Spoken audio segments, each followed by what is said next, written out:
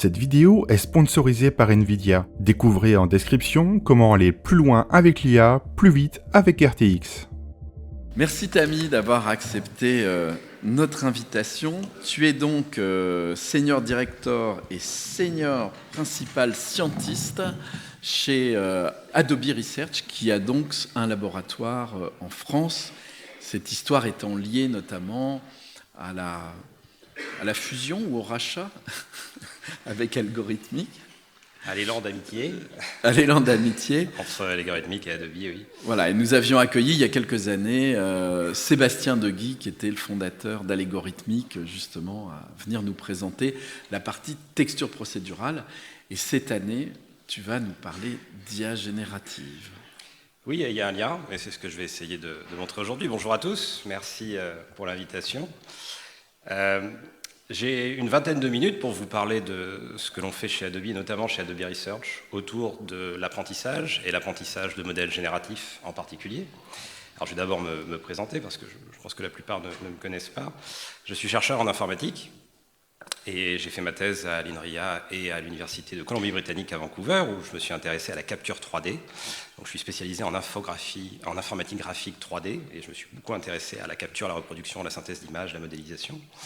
Par la suite, j'ai rejoint l'université de Berlin, où j'ai animé des activités autour de l'intelligence artificielle, l'apprentissage, la vision par ordinateur, avant de rejoindre Télécom Paris Tech, où j'ai fondé le groupe de recherche en informatique graphique 3D, qui faisait à la fois de l'informatique graphique, de la vision et du machine learning.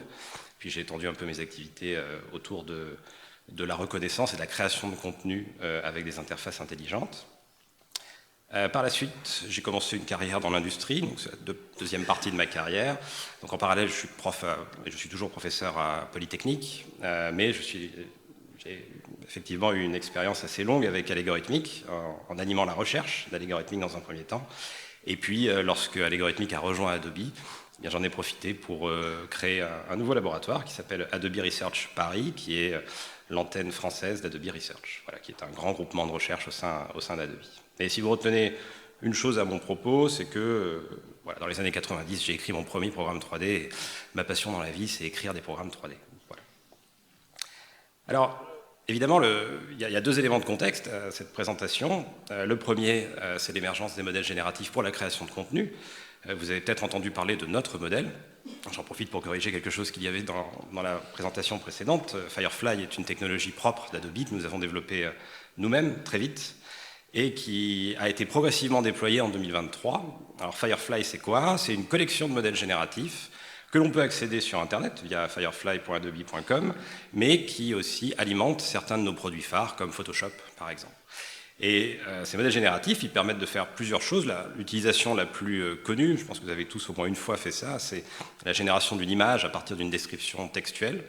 Mais en fait, plus ça va, les semaines passant, plus on se rend compte que c'est vraiment l'altération de contenu existant qui permet d'insérer ces technologies-là dans le processus de création. Et le meilleur exemple, c'est peut-être ce qui a été commercialisé cette année dans Photoshop et qui permet de remplir des zones d'une image à l'aide d'une description textuelle, un peu comme le Content Aware Fill, pour ceux qui font du Photoshop dans la salle, pouvait permettre de le faire moins bien il y a quelques années. Donc ça, c'est un premier élément de contexte. Chez Adobe, on développe une technologie propre et forte autour des modèles génératifs et de l'IA. Et c'est un investissement de long terme. Avant même que nous, on soit membre d'Adobe, chez Algorithmic, on avait une activité en machine learning très forte autour des matériaux. Donc pas simplement des textures, mais littéralement des matières numériques qui habillent les objets 3D. Alors, il y a beaucoup d'éléments de communication, de tutoriaux, de vidéos sur Internet que mes collègues d'Adobe Communication font beaucoup mieux que moi. Donc je ne vais pas m'attarder sur les propriétés de Firefly, je vais plutôt vous parler de la recherche que l'on mène pour l'avenir autour des modèles génératifs. Et dans ce cas, je vais appuyer sur une branche d'Adobe qui m'intéresse particulièrement, qui est la branche Substance, qui est donc le bras 3D de l'entreprise, qui correspond à l'activité que pouvait avoir Algorithmic par le passé, plus beaucoup d'autres activités qui, depuis 5 ans, se sont développées dans cette ligne. Alors, nous, on commercialise 5 logiciels, une suite logicielle qui permet de répondre à une bonne partie de la chaîne graphique 3D, qui va de la modélisation d'objets 3D jusqu'à la synthèse d'images haute qualité basée sur la physique. Alors, je vous montre ici une illustration pour chacun des produits. On a je suis là pour vendre des produits, mais il faut quand même avoir conscience de ce qu'on propose pour comprendre pourquoi on mène la recherche qu'on mène. Le premier, c'est Modeler, c'est un outil qui permet de sculpter des formes en 3 dimensions et en très haute résolution. Il est vraiment à destination des gens qui créent from scratch du contenu 3D. Le deuxième, c'est Sampler, c'est un outil qui permet de traduire le réel en numérique, de capturer des matériaux, capturer des formes 3D, et puis après de se servir dans les scènes et dans les images de synthèse que l'on produit. Le troisième, sans doute certains connaissent, il a reçu l'Oscar, le Technical Achievement cette année, c'est Designer, qui permet de concevoir de manière complètement procédurale des textures et des matériaux et les employer ensuite dans des productions. Il est extrêmement utilisé dans le monde du jeu vidéo et commence à être de plus en plus utilisé dans le monde du film. Sampler et Designer, c'est un peu 2 versants de la création 3D. Soit on s'appuie sur l'existant, soit on crée littéralement du contenu. Et je reviendrai sur Designer parce que c'est, lors de la présentation précédente, l'opposition entre l'IA statistique et l'IA symbolique était décrite, et justement, il y a toute une collection de modèles qui émergent, qu'on appelle neurosymboliques, qui permettent d'allier un petit peu les deux. Painter, c'est un de nos outils phares, c'est celui qui permet de tout simplement peindre sur des surfaces 3D et peindre des matériaux physiquement plausibles. Alors, c'est de loin notre outil le plus utilisé, et puis enfin, Sketcher permet de créer des scènes à partir d'objets 3D en exploitant très fortement l'intelligence artificielle d'un côté, en tout cas machine learning, le terme intelligence artificielle un petit peu perd un peu de son sens dans ce cadre-là, et la physique, la simulation physique. À cela s'adjoint un gros effort qui alimente aussi nos travaux en recherche en machine learning autour de la création de contenu. Et on va le voir dans une minute, c'est une des clés qui permet de créer des modèles commercialement viables lorsque l'on fait des modèles génératifs. Voilà, ça c'est le contexte. D'un côté, une activité forte, à la fois en recherche et puis commercialement autour de l'IA générative, telle qu'elle est employée dans le monde du marketing, ou de l'apprentissage automatique dans le cas, et de l'autre, la branche 3D Adobe, dans laquelle on développe ensemble de nouvelles technologies pour la création de vidéos. Alors les travaux que je vais vous présenter rapidement aujourd'hui, je vais essayer de faire une présentation un peu édulcorée, ce sera sans doute un point plus technique que la précédente. C'est le résultat d'une collaboration avec beaucoup de chercheurs, à la fois issus d'Adobe, mais aussi de partenaires académiques, des laboratoires du MIT, des laboratoires espagnols, des laboratoires parisiens. Et vous voyez un petit peu le mix de contributeurs au projet que je vais rapidement vous résumer aujourd'hui. Le contexte de nos travaux, c'est la chaîne de création 3D. Et dans cette chaîne de création 3D, on peut identifier quelques grands postes. Alors, comme j'ai 20 minutes, je vais me focaliser sur un d'entre eux, puis à la fin, je vous expliquerai ce qu'on fait dans les autres thèmes. Mais essentiellement, on a une géométrie 3D qui constitue les éléments de notre scène, des matériaux qui habillent les géométries 3D, et puis un environnement lumineux qui permet d'éclairer cette géométrie en vue de produire des images. Et on essaie d'avoir une vision un peu à 360 de ce processus de création. D'une part, l'ensemble de ces modèles, forme, matière, lumière, peut être piloté par un designer interactivement, par un infographiste, par un créateur. De l'autre, ce créateur peut s'inspirer de contenu réel et capturer une partie de ces modèles, des propriétés de ces modèles, à partir de la réalité. Alors, pour illustrer la manière dont on a progressivement été vers l'apprentissage, puis l'apprentissage génératif dans ce domaine-là, je vais prendre le cas particulier des matériaux numériques, et vous expliquer comment fonctionnent certaines de nos technologies.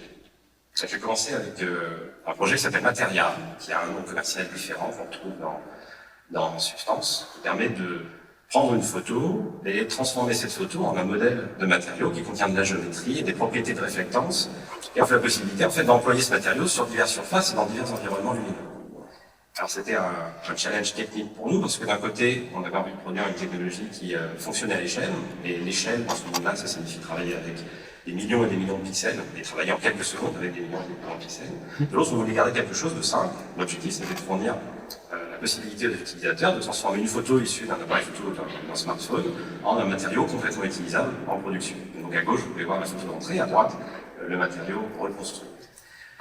Lorsqu'on essaie de faire ça, on est face à beaucoup de problèmes parce que c'est essentiellement une opération qui est liée à un problème mal posé. Mal posé dans le sens où une infinité de matériaux pourrait avoir conduit à cette photo que l'on a pris du matériau dans la vie réelle. Donc, lorsqu'un problème est mal posé, c'est souvent une bonne raison de choisir l'apprentissage statistique, et singulièrement les réseaux de neurones, pour essayer d'employer les statistiques que l'on peut tirer d'un grand ensemble d'exemples pour résoudre le problème, en tout cas offrir une solution raisonnable au problème en question. Et le premier challenge pour nous dans ce cadre-là, c'était lorsqu'on prend une photo, on a à la fois le matériau et puis la lumière qui a éclairé le matériau. Et Dans ce cadre-là, la lumière pollue les informations qu'on essaie de reconstruire pour pouvoir alimenter les moteurs de synthèse d'images. Donc, la toute première étape d'un système comme celui-là, qui est une architecture neurale à 2 étages, c'est de retirer la lumière de la photo. Et pour ça, on emploie un modèle neural qui a un réseau de neurones très profond, relativement massif, qui arrive à retirer l'éclairage issu de ces photos. Alors, comment est-ce qu'on fait en pratique ? Et en fait, comme je le disais tout à l'heure, on a une collection de matériaux numériques procéduraux qui sont créés par nos artistes chez Adobe. Et en fait, à partir de cette collection, on est capable de synthétiser nous-mêmes les données à partir desquelles on s'entraîne. Donc on n'est pas allé chercher les données à l'extérieur, on a un pipeline de synthèse d'images qui génère une quantité absolument astronomique d'images à partir des matériaux paramétriques que nous avons, des millions et des millions de rendus de photos. Et comme en fait on a les modèles qui décrivent ces matériaux avant de les synthétiser, on est capable de corréler à quoi une image de matériau correspond lorsqu'il s'agit de reconstruire la mésogéométrie, la réflectance, l'albédo du matériau. Et c'est ce qu'on fait.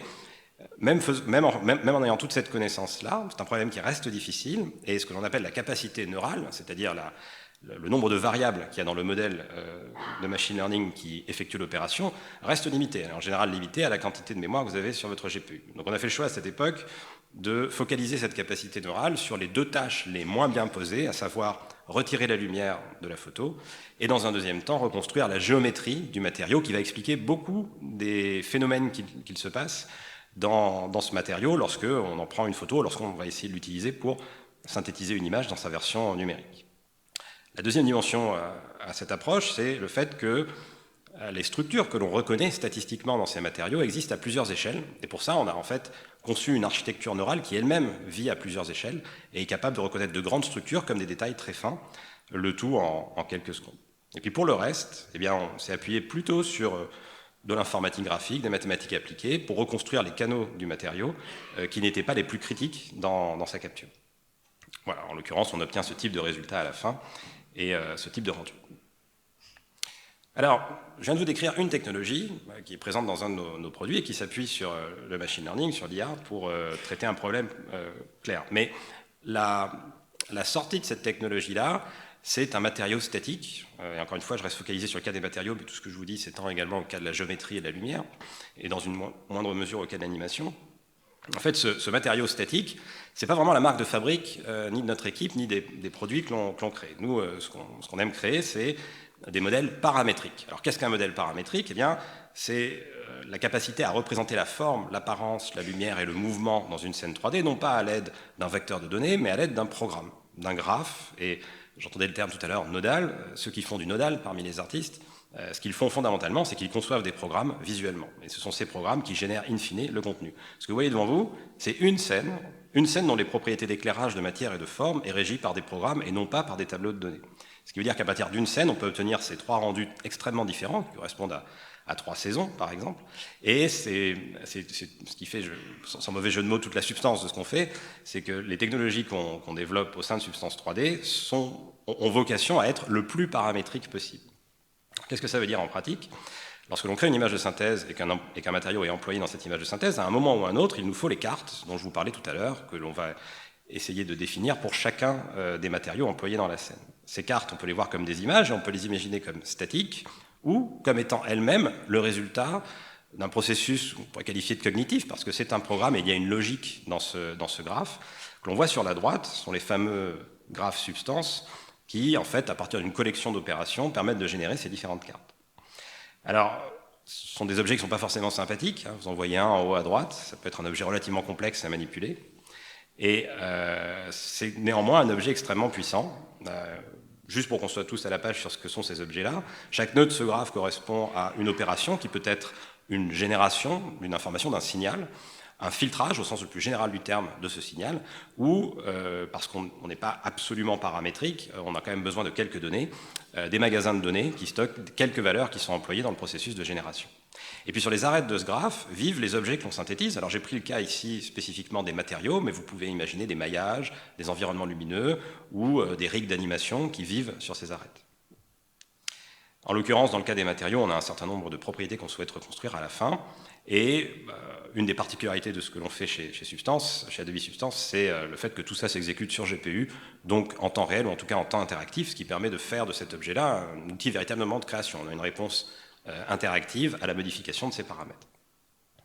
Alors on peut se demander à quoi correspond l'image en bas à droite, combien de polygones pour générer cette image de synthèse. Eh bien, avec un modèle de matériaux suffisamment puissant, en l'occurrence c'est le cas ici, il n'y a que 2 triangles pour représenter cet objet, la totalité de la géométrie de cet objet étant définie par le matériau lui-même. Et c'est ça qui est relativement intéressant. C'est un objet flexible, à l'aide d'un unique graphe, je génère ces 3 instances de jantes de voiture, en modifiant les paramètres de haut niveau du graphe qui me permettent d'interagir avec sa logique.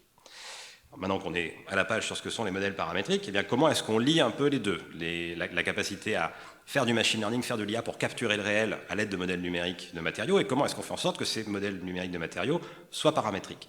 C'est un problème qu'on a traité avec une première technologie qui s'appelle Match, qu'on a publié à Cygraphasia en 2020, et qui traite le problème comme un problème de reconnaissance et d'optimisation. C'est un article qui a fait un peu date parce que on est vraiment dans le cadre des modèles neurosymboliques où on a un objet complexe, un graphe, qui n'est pas un réseau de neurones, qui est un graphe d'opérateurs, et on a des opérations qui sont appliquées sur ce graphe qui sont issues du monde du machine learning.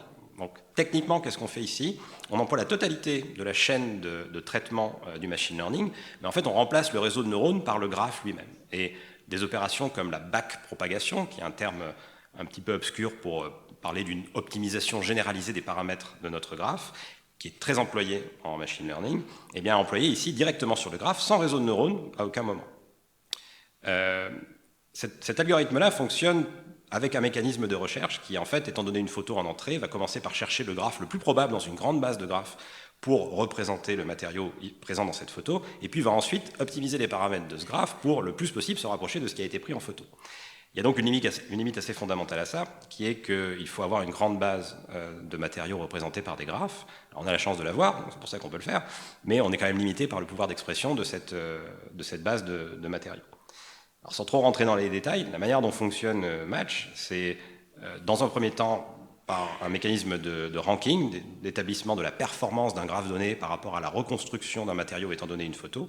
Et puis pour les meilleurs des graphes retrouvés, on va optimiser leurs paramètres avec ce mécanisme que je décrivais comme la backpropagation, qui est un mécanisme qu'on emploie après dans la totalité de nos travaux en machine learning et que tout le monde emploie dans les travaux en machine learning, mais ce qui est vraiment la contribution de ce travail, c'est de l'avoir rendu compatible avec ces représentations par graphe.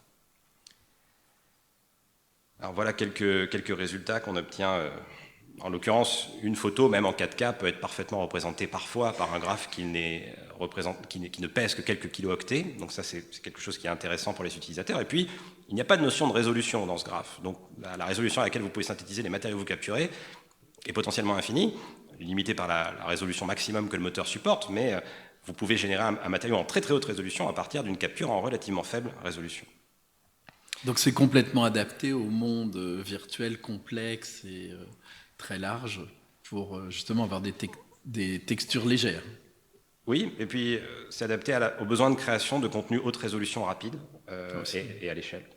Néanmoins, encore une fois, on est limité à la reconnaissance d'un modèle de graphe dans une base qui serait adapté à notre matériau. Et ça m'amène en fait au cœur de ma présentation, qui est donc les modèles génératifs pour les matériaux, puisqu'on s'est posé cette question, comment on fait pour aller au-delà de la base de matériaux qui était à notre disposition?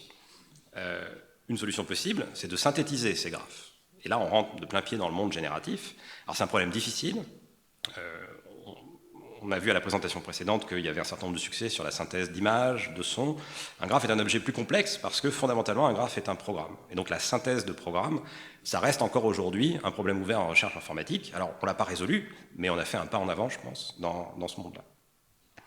Et on l'a fait avec une méthode qu'on a publiée à SIGGRAPH l'an dernier, qui s'appelle Matformer, et qui est un modèle génératif de graphes de matériaux qui a été entraîné sur notre base au départ et qui est capable d'interpoler et d'extrapoler au-delà de ce que contenait la base. Vous savez, les modèles génératifs, ils font une chose essentiellement. Ils prennent un grand ensemble de données et ils essaient de manière compacte de représenter la distribution de ces données. Pourquoi passer des données à leur distribution? C'est parce que lorsqu'on a une distribution de données, on est capable de faire deux choses essentiellement. Interpoler entre deux points de données et extrapoler à partir de deux points de données. Lorsque l'on a ça à sa disposition, eh bien, on obtient des chats astronautes dans les modèles génératifs d'images ou des cakes au citron qui n'ont jamais été pris en photo parce que le concept de citron et de cake peut être interpolé ou extrapolé au sein de la distribution. Alors ça, on sait très bien le faire aujourd'hui sur des images. Chez Adobe, on le fait très bien avec Firefly. Dans le cas des graphes, c'était plus délicat parce que la représentation graphique est plus structurée et moins régulière qu'une image. Et en l'occurrence, Matformer, pour nous, eh bien, c'est un triplet de modèles génératifs qui chacun est en charge d'une composante des graphes que l'on cherche à représenter. Alors, ces modèles génératifs s'appuient sur les transformers, qui ont été introduits il y a quelques années et qui sont à la racine de la plupart des modèles génératifs aujourd'hui, même si ça n'est qu'une partie de ce que l'on appelle GenAI. L'autre partie, c'est la capacité à représenter cette distribution, je le disais à l'instant. Néanmoins, dans notre cas, un graphe est beaucoup plus proche d'une chaîne de caractères que d'une image, en fait, fondamentalement dans sa structure. Et donc, on emploie des transformers pour synthétiser 3 éléments fondamentaux du graphe. Les nœuds du graphe, les arêtes qui lient ces nœuds, et puis les paramètres qui sont portés par ces nœuds et qui définissent le comportement spécifique de chacun de ces opérateurs. Alors au final, on obtient un modèle qui est capable de générer des graphes de matériaux, encore une fois, qui peuvent fonctionner à une résolution arbitraire, qui ont une interface de haut niveau au travers des paramètres qu'ils exposent, la taille d'une brique dans un mur de briques par exemple, et qui ont une possibilité de génération extrêmement grande.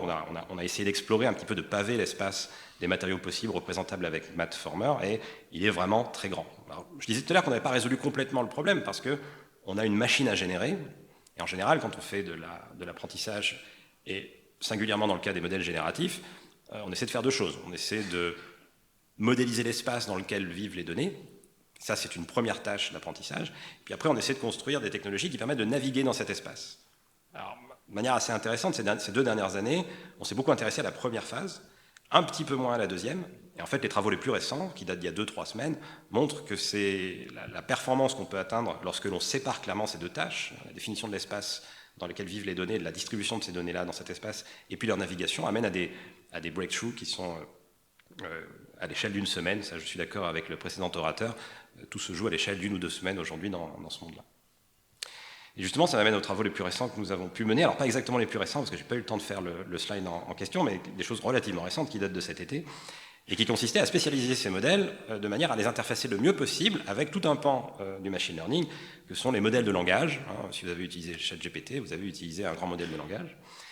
On aimerait pouvoir parler à la machine et lui décrire les matériaux qu'on souhaite employer dans sa scène 3D en langage naturel. Et en fait, on s'est rendu compte que des systèmes comme ChatGPT, Clip et autres étaient pas très bons au concept très fin. Dans les grandes généralités, ils arrivent à faire des choses, mais si on rentre sur la rugosité d'un matériau, l'anisotropie d'une structure, les impacts spéculaires qui existent sur un métal, sont des concepts qui sont trop fins pour ces modèles généraux. Donc on a essayé de spécialiser ces modèles, et pour ça, on a employé un processus somme toute classique avec un élément singulier. C'est-à-dire qu'on a construit un ensemble de données spécifiques avec des descriptions textuelles spécifiques pour une classe de matériaux particulière, en l'occurrence les tissus. Et puis on a analysé ce jeu de données, on a extrait, ce qui est singulier à ce travail, 3 éléments, un lexique, des attributs qui décorent le lexique, et puis une structure entre les éléments du lexique qui caractérise, d'après notre analyse le mieux possible, le cas des matériaux de tissus. À partir de ça, on a pu spécialiser notre grand modèle de langage, Clip en l'occurrence, pour fournir des opérations de haut niveau à la fin, comme l'édition de l'apparence du matériau dans l'espace latent, c'est-à-dire dans l'espace où cette distribution de données existe, dont je parlais tout à l'heure, la recherche de matériaux, et puis la capacité à générer automatiquement des prompts. Pas des prompts, pardon, des captions, des descriptions textuelles de matériaux pris en photo, par exemple.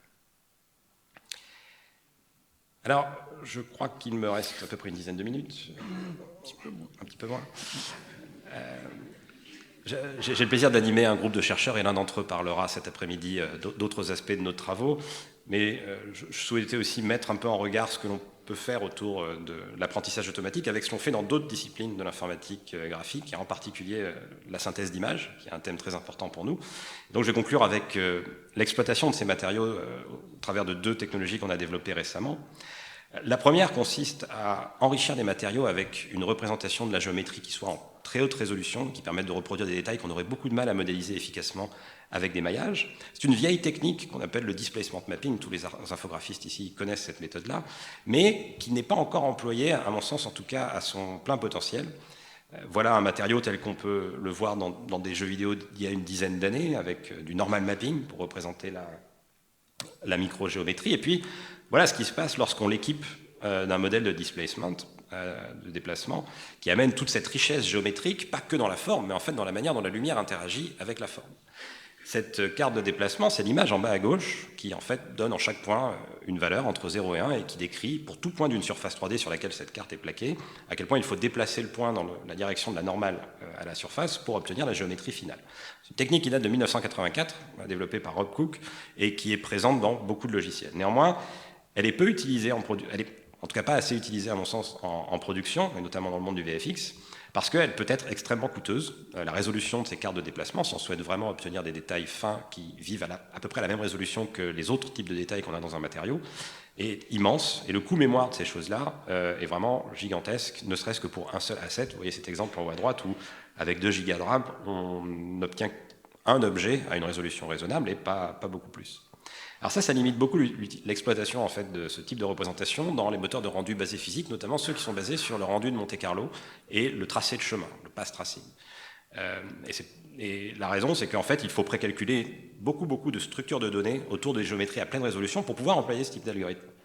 Ce qu'on a fait il y a 2 ans, et qu'on a publié à Sigraphasia, c'est qu'on a développé une méthode qui permet de synthétiser des images à la pleine résolution des cartes de déplacement qu'il habille, sans avoir jamais à créer la géométrie explicitement. Et donc ce que vous voyez à l'écran ici, vous voyez en noir et en blanc les polygones de la scène, très simple, et puis l'image obtenue à la fin qui contient une géométrie extrêmement complexe parce que la totalité de la résolution géométrique des détails est contenue non pas dans le maillage de la surface, mais dans cette carte de déplacement.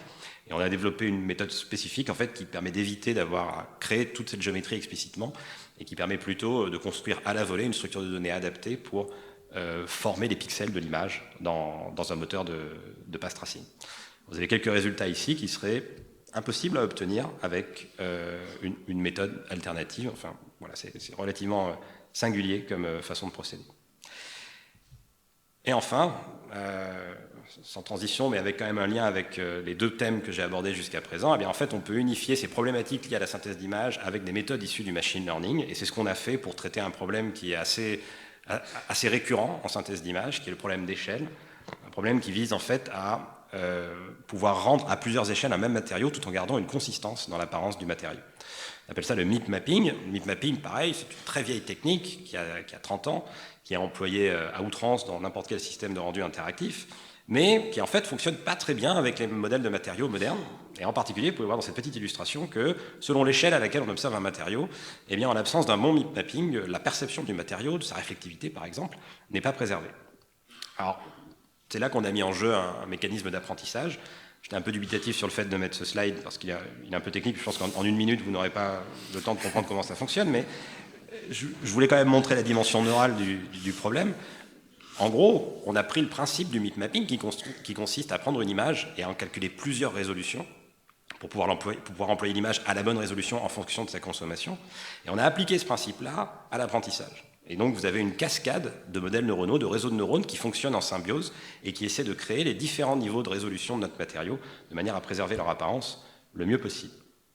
Voilà, c'est une méthode qui généralise relativement bien, et puis les résultats à coût constant, c'est-à-dire le coût d'évaluation actuellement dans Unity ou dans Unreal Engine, pour calculer le shading à partir de ces matériaux, est le même, avec une qualité bien supérieure. Alors je vais essayer de conclure, parce que je pense qu'on s'approche de la fin de ma présentation. Je vous ai montré quelques exemples des travaux qu'on mène à Adobe Research. Adobe Research a la particularité de mener une activité de type académique, c'est-à-dire qu'on publie énormément d'articles, nos chercheurs sont à plein temps sur la recherche, et ils ont une liberté absolue dans leur choix scientifique. Ce qu'on a pu voir dans ce cadre-là, c'est que combiner les méthodes procédurales, qui s'appuient notamment sur des graphes dans notre cas, avec les outils du machine learning, et notamment les outils qui permettent d'optimiser un grand ensemble de variables, comme la backpropagation, était extrêmement efficace à fournir des solutions prêtes pour l'industrie. Le deuxième élément important, c'est que d'une manière ou d'une autre, il est toujours intelligent de revenir à l'informatique graphique, à la 3D, pour non pas faire du machine learning pour la 3D, mais essayer d'exploiter des mécanismes issus de la 3D pour mieux faire du machine learning. C'est particulièrement vrai avec le MIP mapping et le traitement multi-échelle en général, pour lesquels les gens qui font de la synthèse d'images, de la modélisation, de l'animation ont une grande expertise et qui peut être vraiment bénéfique aux avancées en apprentissage automatique. Le dernier point que j'ai essayé de mettre en exergue ici, c'est que chez Adobe, on a une suite de production 3D qui permet de faire de la forme et de la matière. Et ce qu'on essaie de montrer, c'est que la frontière entre forme et matière n'est pas si évidente et qu'en fait on peut jouer sur cette transition entre forme et matière pour beaucoup alléger les pipelines de création 3D. Alors je ne vous en reparlerai pas aujourd'hui, mais tout ce que je vous ai présenté sur les matériaux, j'aurais pu vous donner exactement la même présentation sur la géométrie ou sur la lumière, parce que nous avons des travaux sur tous les axes. Elie, cet après-midi, abordera sans doute une partie de la géométrie dans sa présentation. Et voilà, une idée qu'on pousse beaucoup, c'est l'idée qu'il y a un continuum entre les matériaux et les formes, et que ça peut amener à de nouveaux outils de création interactifs dans le contexte de la 3D, et singulièrement de l'animation 3D. Je vous remercie. Merci Tammy.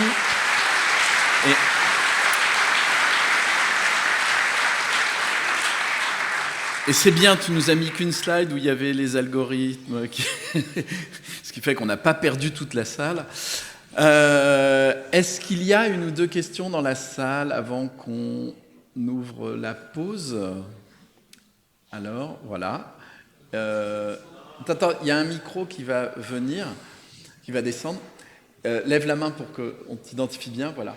Et puis, présente-toi avant de poser la question, comme ça. Ah, on n'a pas le son. C'est bon, ouais. Oui, je m'appelle Olivier Chitmain, je suis responsable 3D à Fix Studio. Et j'aurais voulu savoir quand est-ce que ces outils seraient dispo sur le commerce. Alors certains le sont déjà. Le premier en particulier, Materia, est déjà disponible.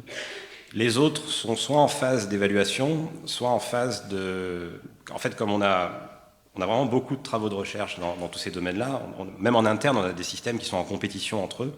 Et donc, on est en train d'évaluer quelle sera la meilleure réponse à apporter. Et, en fait, je n'ai pas eu le temps ici, mais même le système qui a remplacé cette année celui que j'ai présenté en premier, qu'on a aussi fait dans le cadre d'un autre travail de recherche, est disponible commercialement. Donc, je dirais qu'il y a un mélange entre des choses qui sont déjà disponibles et des choses qui sont encore en cours d'évaluation pour savoir quand est-ce qu'on les met dans les mains des utilisateurs.